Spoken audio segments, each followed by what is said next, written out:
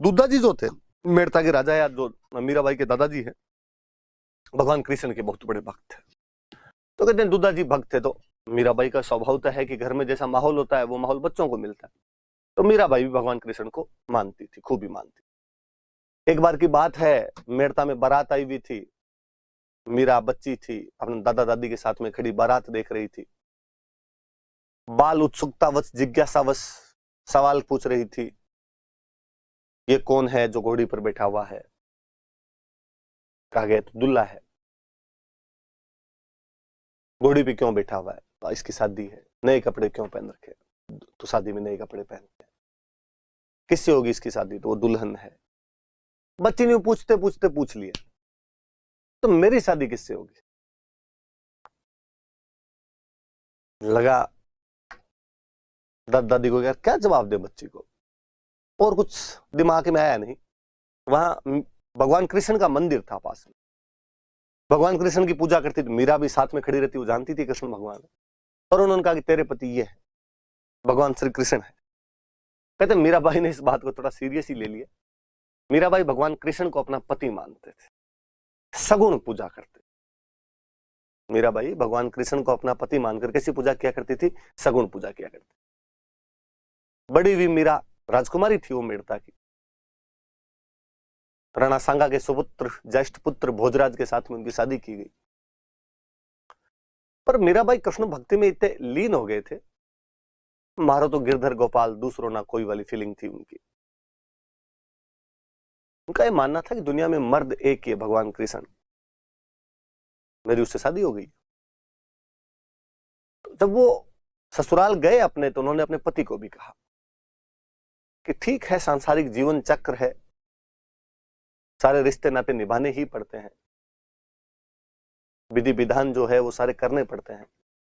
मेरी भी आपके साथ शादी हुई है, पर मैं जिस तरीके से सांसारिक रिश्ते निभाए जाते हैं, विवाह का जो एक पति पत्नी के बीच का रिश्ता होता है, वो मैं निभा नहीं पाऊंगी। मैं पति भगवान कृष्ण को मानती हूं, मैं सारे दिन पूजा पाठ में ही रहूंगी। भोजराज जी बेहद महान आदमी।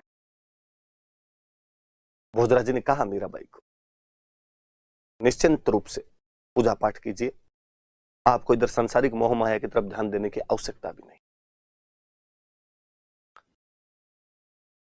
कहते हैं भोजराज जी ने मीराबाई के पूजा पाठ में किसी भी प्रकार का व्यवधान उत्पन्न नहीं किया था। अरे लोग अक्सर मजाक उड़ाते, भोजराज जी को कहते कि यार तुम्हारी वाइफ तो भगवान कृष्ण में ज्यादा ध्यान देती है, तुम्हारी तरफ तो ध्यान ही नहीं है, तुम्हारे से कम प्यार करती है, भगवान कृष्ण से ज्यादा प्यार करती है। और भोजराज जी का क्या रिप्लाई है शानदार। भोजराज जी ने कहा, यार तुम मूर्ख हो, तुम इस बात को यूं क्यों नहीं देखते कि मेरी पत्नी से प्रेम के मामले में मेरी टक्कर भगवान कृष्ण से है। डायरेक्टली भगवान कृष्ण मेरे प्रतिद्वंदी है इस प्रेम के मामले। तो आनिया बानिया से तो कोई संबंध है नहीं, उससे तो प्रेम कर नहीं रही, तो टक्कर लिए तो भगवान से टक्कर लिए तो देखी जाएगी, जो होगी वो होगी। क्या रिप्लाई है उस बंदे का शानदार सा। समय का कुछ चक्कर था कि भोजराज जी अर्ली एज में डेथ हो जाती है। मध्यकालीन रीति रिवाज तो कहते हैं कि अक्सर राज परिवार की जो महिलाएं थी वो अपने पति की मृत्यु के बाद उनके साथ सती हो जाया करती थी। राणा सांगा तब तक जीवित थे, और राणा सांगा ने कहा कि नहीं भाई, मीरा भगवत महिला है, भक्ति करने दी जाए इनको। मीरा को सती नहीं किया गया, सती नहीं हुए मीरा भाई। आप पति वैसे भगवान कृष्ण को ही मानते हो अपना, लगे रहो इस भक्ति में अपने। खानवा वाले युद्ध में मीराबाई के पिता रतन सिंह जी की डेथ हो जाती है। खानवा युद्ध के थोड़े दिन बाद सांगा की डेथ हो जाती है। मीरा के देवर भी रतन सिंह नाम था उनका भी, हम हिस्ट्री में पढ़ चुके हैं, अगले राजा बनते हैं। मीरा की भगवत महिला, उनकी जो भक्ति थी वो वैसे ही चलती रही। 1531 में रतन सिंह जी बूंदी के सूरजमल के खिलाफ लड़ते हुए मारे जाते हैं, जो मीरा के देवर थे, जो मेवाड़ के राणा थे। अब मेवाड़ के नए राणा बने विक्रमादित्य। इस टाइम मीरा के विक्रमादित्य के बीच में थोड़ी टसल देखने को मिलती है। हुआ यूं कि रैदास जी पहुंचे हुए संत एक चित्तौड़ आए हुए थे, सत्संग लगा रहे थे अपने। मीराबाई उनके सत्संग सुनने जाया करते थे। आप इस बात को समझना, ये केवल एक सिंपल बात नहीं है कि मीराबाई रैदास जी के सत्संग सुनने जाया करती थी। बात यह है कि मीराबाई ने इस एक कार्य से उस मध्यकालीन समाज के सारे टेबू तोड़ के रख दिए थे। उस मध्यकालीन समाज के तथाकथित रीति रिवाजों को ठेंगा दिखा दिया था उस महिला ने। विक्रमादित्य का कहना था कि आपको रैदास जी के सत्संग सुनने के लिए नहीं जाना चाहिए। क्यों? क्योंकि राज परिवार की महिलाएं पर्दे में रहती, घर से बाहर नहीं निकलती। विधवा महिलाएं घर से बाहर नहीं जाती। रैदास जी समाज की तथाकथित दलित जाति से आते हैं, इसलिए आप उनको अपना गुरु नहीं बना सकते, उनके सत्संग नहीं जा सकते। मीराबाई एक साथ 3 उन गलत धारणाओं को धत्ता बता देती है। जब वो राज परिवार की महिला होने के बावजूद, विधवा होने के बावजूद दलित जाति के महान संत रैदास को अपना गुरु मानती है। उसने एक साथ जाति पाति तोड़ने के और नारी सशक्तिकरण के बिरले उदाहरण पेश कर दिए थे। वाकई मीराबाई फेमिनिस्टों की आदर्श होनी चाहिए, पर भारत में फेमिनिज्म का मतलब अलग ही निकाल दिया गया है। मीराबाई भगवान कृष्ण की भक्ति कर रही है। यहां फेमिनिज्म का मतलब है कि जो भगवान कौन माने, मंदिर वंदिर जाए, फिर किस बात की फेमिनिस्ट है। मुझे लगता है यार, मीराबाई वह पहली महिला है भारत की जो ये कह रही है माई लाइफ माई चॉइस। ऐसा मैं नहीं कह रहा, ऐसा गांधी जी और कहते हैं। गांधी जी कहते हैं कि अन्याय के खिलाफ संघर्ष करने के 2 रास्ते हैं, आइदर वायलेंस और नॉन वायलेंस। या तो जो कोई आप पर अन्याय कर रहा है, तलवार निकालो, लड़ लो उससे। लड़ी थी झांसी की रानी लक्ष्मीबाई 57 की क्रांति में। या दूसरा तरीका है कि आप सत्याग्रह का पालन कीजिए। सत्य का मतलब न्याय और आग्रह का मतलब प्रयास करना। न्याय के लिए प्रयास कीजिए, शांतिपूर्ण तरीके से प्रयास कीजिए, आपके दुश्मन को झुकना पड़ेगा। मीराबाई वो दूसरा रास्ता अपनाती है।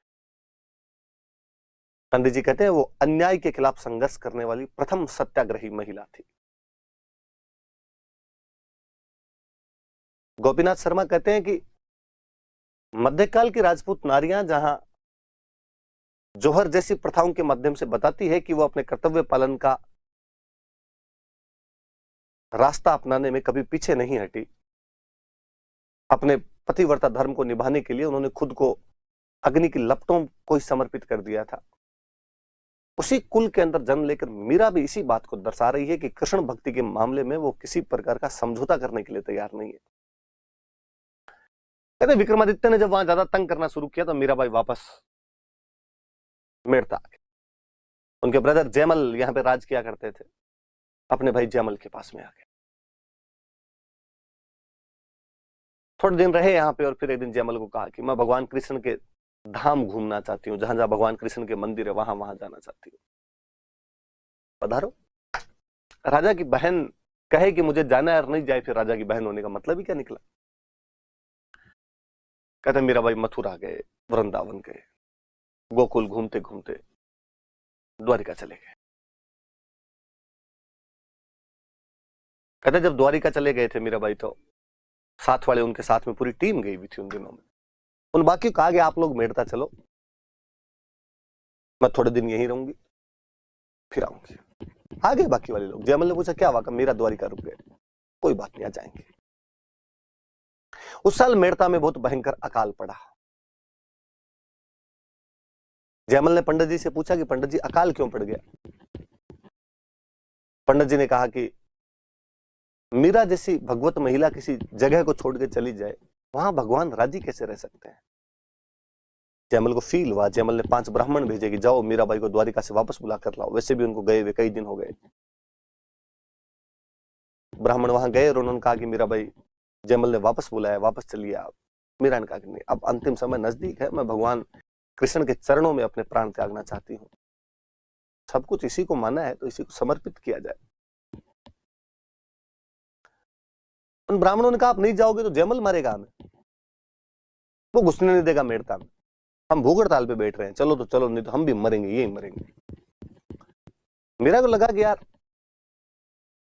ब्राह्मण मर गए तो ब्रह्म हत्या का पाप और लगेगा। उसने कहा पंडित जी ऐसे मत करो, मैं एक बार मंदिर में भगवान कृष्ण के हाथ जोड़ के आ जाती हूँ,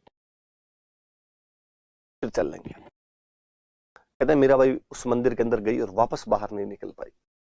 किंवदंतियां, जनश्रुतियां ये बताती है कि मीराबाई भगवान कृष्ण की उस मूर्ति में समा गई थी, विलीन हो गई थी। कहानियां यहां तक कहती है कि जब वो मीराबाई कई देर तक मंदिर से बाहर नहीं निकले, पंडित जी ने जब अंदर झांक कर देखा तो वो पाते हैं कि मीराबाई का दुपट्टा उस मूर्ति के अंदर सरकता हुआ जा रहा था, बाकी पूरी मीरा उस मूर्ति में विलीन हो गई थी।